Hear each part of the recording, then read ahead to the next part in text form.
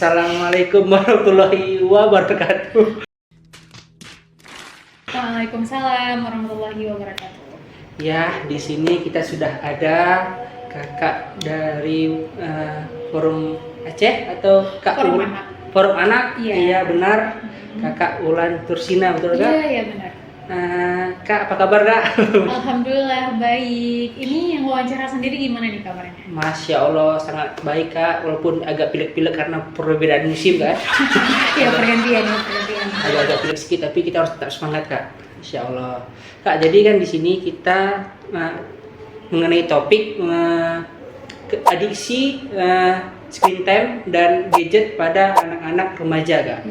Jadi di sini kan saya ingin mencari wawancara kepada kakak sebagai praktisi lapangan untuk anak-anak Kak. Bisa dijelaskan sedikit Kak background Kak? Oke. Halo semuanya.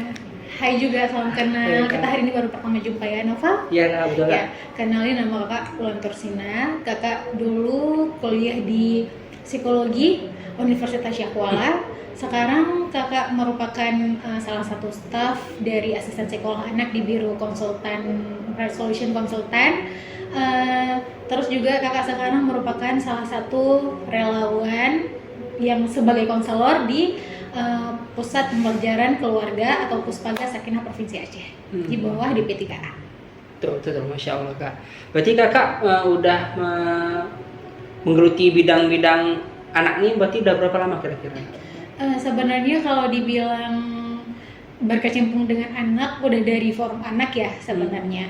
Tapi kalau misalnya memang lebih dekat dan setiap hari bersama anak itu khususnya jadi asisten psikolog anaknya di Bright Solution Konsultan itu udah 1 tahun lebih, 1 tahun 3 bulanan ya gitu. Dan kalau misalnya sebagai konselor di Puspaga itu mungkin udah berapa ya? Udah 6 bulanan deh kayaknya, udah 6 bulan ya. Oke, berarti udah kira-kira udah cukup lah waktu kakak untuk melihat gimana anak-anak yang ada di sekitar kakak lah gitu Kak. Iya sedikitnya begitu, tapi mungkin kita nggak bisa mengeneralisasikan, tapi ya mungkin untuk beberapa faktor ataupun beberapa hal bisa kita bilang begitu. Betul.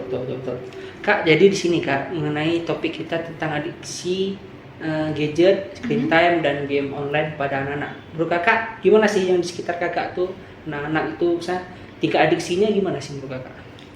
Sebenarnya kalau berbicara tentang adiksi itu kan banyak ya dampak dari adiksi itu sendiri. Salah satunya mereka tantrum. Tantrum itu salah satu dampak dari adiksi.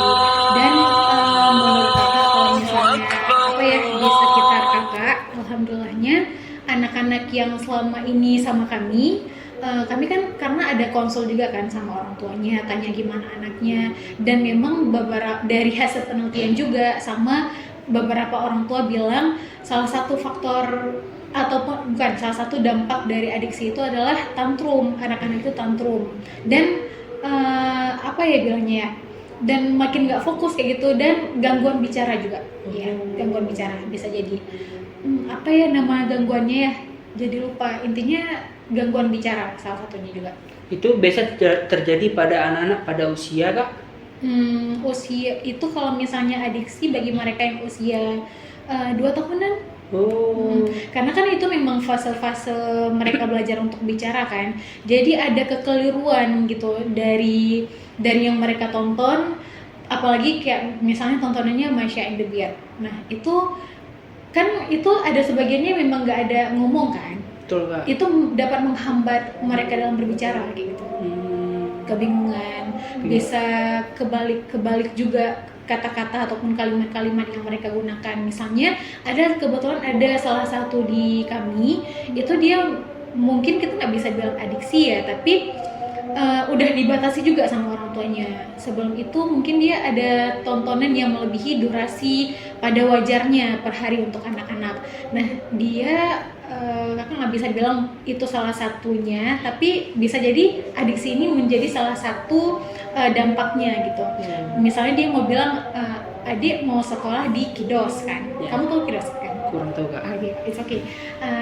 Tapi cara dia bilang nih, adik sekolah mau dismiss gitu. Jadi penyusunan kalimat dan kata-katanya, iya, gitu. Itu berarti kak kira-kira penyebab dari faktor-faktor adiksi ini berarti kan dari gadget kak kira-kira atau faktor eksternal apa kak kira-kira yang mempengaruhi mereka tuh kok bisa sampai ada efek sampingnya kayak gitu kira-kira? Itu salah satunya memang karena gadget sih, gadget ataupun TV gitu. Intinya screen time. Paparan dari itu kan. Kira-kira itu kalau mau kita tarik lagi permasalahannya kak, itu berarti kira-kira apa yang harus pelan-pelan kita perbaiki kak untuk misalnya membantu anak-anaknya. Oke. Mungkin kakak mau tambah sedikit lagi ya. Salah satu dari adiksi itu tadi, misalnya kenapa anak-anak itu bisa adiksi juga, itu juga pengaruhnya dari apa yang mereka tonton. Misalnya kayak Cocomelon. Ini kan sekarang udah dilarang ya Cocomelon ya, karena ternyata salah satu penyebabnya di warnanya itu, di apa sih kita bilang gradasi warna. Intinya kayak misalnya gambar-gambar yang ditampilkan di Cocomelon itu, warna-warna yang digunakan itu membuat anak-anak kecanduan untuk nonton. Itu pengaruh salah satu anak-anak bisa jadi adiksi gitu karena tontonannya. Dan BTW kita balik lagi ke pertanyaan kamu tadi, pencegahan ya? Iya kak, misalnya kira-kira kan kita melihat potensi adiksi anak-anak itu. Jadi misalnya lebih ke kira-kira gerakan apa yang harus dilakukan kita nih sebagai orang yang ada di sekitar anak itu untuk membantu anak tersebut keluarlah dari keadaan tersebut. Oke.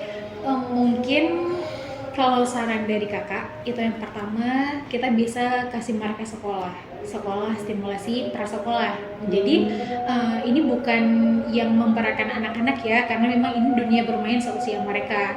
Ya namanya sekolah stimulasi itu mereka memang bermain. Dia mengenal dengan sewajarnya sambil bermain seperti itu. Nah, jadi ada hal-hal yang membuat mereka semakin menarik dan setidaknya dalam kurun waktu dari jam 8 sampai jam 12 itu kan membuat mereka terskip kan dari screen time itu sendiri. Apalagi kalau misalnya mereka di rumah nggak ada aktivitas, ditinggal sama orang tua, mainnya sama nenek di rumah atau di rumah nenek ataupun di rumah kakek, otomatis TV dong. Betul. Pastinya TV dong, apalagi nggak ada teman bermain. TV pasti sasarannya ataupun HP gitu, YouTube, anak-anak kan TikTok. Nah, itu akan sangat membantu. Kenapa? Karena memang kalau misalnya kita berbicara tentang stimulasi sensori, kenapa kita perlukan sekarang? Mungkin kalau misalnya waktu kita kecil dulu kita nggak perlu, karena kita yang keluar rumah main pecah piring, main tanah kan, main tepung-tepungan. Bahkan orang tua yang ajak suruh tidur siang. Iya, suruh tidur siang, benar. Tapi sekarang kenapa perlu? Karena anak-anak ini terlahir dalam dunia gadget. Mereka udah mengenal enaknya duluan. Mereka udah mengenal enaknya duluan, serunya duluan yang secara instan yang mereka dapetin. Jadi makanya kita perlu kasih ke mereka ini loh tanah main gitu. Dan itu akan sangat membantu perkembangan mereka. Dan kamu tahu nggak, ternyata sensori motorik halus dan motorik kasar itu juga membantu anak untuk berbicara dengan baik. Oh, berarti sensori dari apa yang dia dapatkan dari tangan misalnya itu membantu dia kepada linguistiknya kan? Linguistiknya juga, terus juga kepekaan dia terhadap indera dia gitu. Karena orang yang hebat itu rata-rata mereka yang selesai dengan sensori motoriknya. Contoh dokter kan, dokter kenapa mereka hebat? Kalau misalnya mereka nggak bisa operasi, mereka nggak hebat dong, kan? Maksudnya khususnya di bagian bedahnya ya, karena kan itu bagian sensori juga. Kita jijik nggak sama darah berupa cairan yang kita pegang kayak gitu, dan itu merupakan dari salah satunya sensori motorik halus kasarnya. Yang sudah lengkap ya? Gimana maksudnya? Maksudnya yang sudah selesai. Iya, yang sudah selesai. Makanya kita perlu memberikan kepada anak ini tepung, kita bermain es gitu. Jadi jangan dipikir kalau misalnya dibilang anak-anak sekolah zaman sekarang itu yang memberatkan anak, enggak. Kita tuh udah hidup di zaman abad keberapa ya ini ya? Abad 21 enggak? Abad 21 kan. Jadi sekarang banyak para pelopor yang memang mencegah anak-anak itu dari screen time. Oke kak, menarik.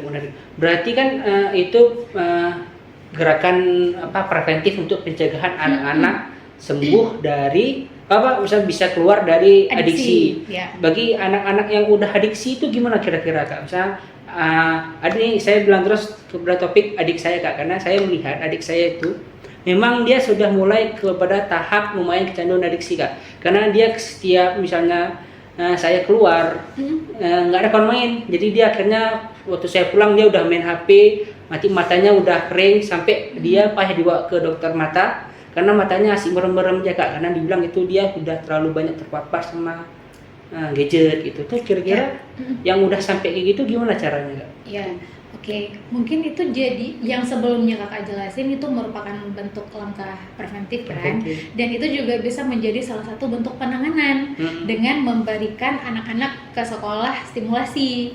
Terus juga nggak cukup dong guru aja yang berkecimpung di situ, yang untuk melawan kecanduan itu nggak cukup. Orang tua juga sangat berperan penting. Nah, jadi kalau berbicara tentang penanganan, mungkin lebih ke orang tua sendiri seharusnya. Karena kan untuk sekolah itu kan durasinya sedikit ya, berarti dari jam 8, 9, 10, 11, 12 cuma 5 jam. Cuma 5 jam. Ya, sama guru itu cuma 5 jam. Nah, jadi kami juga butuh kerjasama orang tua di rumah. Jadi mereka orang tua perlu mencari tahu sebenarnya ketertarikan anak itu apa yang mereka sukai, apa yang mereka senangi seperti itu. Selain dari screen time itu sendiri, misalnya ajak anak untuk beraktivitas fisik kayak main bola bareng, main basket bareng gitu. Terus juga ada ajak anak untuk berkecimpung sama apa yang dilakukan oleh orang tua, kayak misalnya memasak. Sekarang kan banyak ya kayak pisau memang untuk anak-anak yang nggak terlalu tajam dan bahaya, dan itu akan sangat membuat mereka itu jadi senang. Oh, ternyata aku itu dibutuhkan, aku itu diajak juga sama orang tua, dilibatkan ya gitu. Jadi mungkin itu salah satu hal yang seru menurut mereka, dan dengan terlibatnya aktivitas fisik itu tadi di rumah, otomatis mereka akan butuh waktu istirahat kan. Nah, jadi itu dapat meminimalisir mereka dengan screen time. Oke, menarik. Berarti kan itu kan tindakan anak yang sudah screen time Kak, ya kan? Ya. Jadi memang pembahasannya Kak tuh kira-kira Kakak pernah nggak menangani anak-anak yang misalnya kecanduan itu dan berhasil itu, misalnya seberapa efektif tindakan yang Kakak bilang tadi itu kira-kira untuk? Iya, kalau untuk itu mungkin Kakak sendiri belum pernah menangani, tapi pernah. Oke, karena apa? Tadi Kakak nggak ingat nih contoh dari keponakan Kakak, dan ternyata Kakak pernah melakukan itu sama keponakan Kakak sendiri. Kakak sadar kalau misalnya memang dunia mereka adalah dunia gadget kan. Jadi kalau misalnya keponakan Kakak bahkan sampai berantem untuk merebut satu HP gitu. Karena kan punya favorit yang berbeda, kesukaan yang berbeda. Dia mau nonton apa, ini mau nonton apa. Terus akhirnya Kakak mempraktikkan apa yang Kakak pelajari di sekolah. Karena kan kami di sekolah stimulasi ini kan seru-seru, bikin bubble dari sabun, terus juga bikin eksperimen gitu kan, kayak gunung api yang meletus gitu. Nah, jadi Kakak praktek itu di rumah Kakak sendiri, dan alhamdulillahnya berhasil. Memang mereka kayak lupa bahkan sama screen time yang seharusnya mereka di screen time di waktu itu, tapi Kakak ajak mereka untuk yuk sini tante mau bikin bubble, mau nggak ikut? Siapa yang mau ikut bikin bubble? Terus juga bikin bubble jadi bentuk balai gajah. Intinya hal-hal yang menarik bagi anak-anak. Kita cuma mengakalinya dengan pakai pewarna supaya lebih menarik lagi gitu, dan hasil itu benar-benar ngaruh dan berdampak sama mereka. Berdampaknya berarti itu berkepanjangan berarti kan, memang kayaknya dia sudah mulai meninggalkan, mengeksplorasi dunia luar gitu kan? Iya, sebenarnya itu adalah peran orang tua. Karena kita nggak bisa ya bilang dalam satu kali waktu kita mengajak mereka bermain dan itu kan bisa berdampak panjang, jangka panjang, nggak bisa. Berarti kita perlu melakukan itu, ikut andil di dalam itu setiap hari mungkin seperti itu gitu. Kalau misalnya kita konsisten, mungkin itu akan bisa kita bilang akan berdampak panjang. Berdampak panjang. Oke, terima kasih Kak. Oke, sama-sama. Terima kasih kembali. Ilmu-ilmu yang sangat matang Kak dari Kakak Ulan. Alhamdulillah. Semoga bermanfaat. Terima kasih. Dadah. Oke, bye-bye.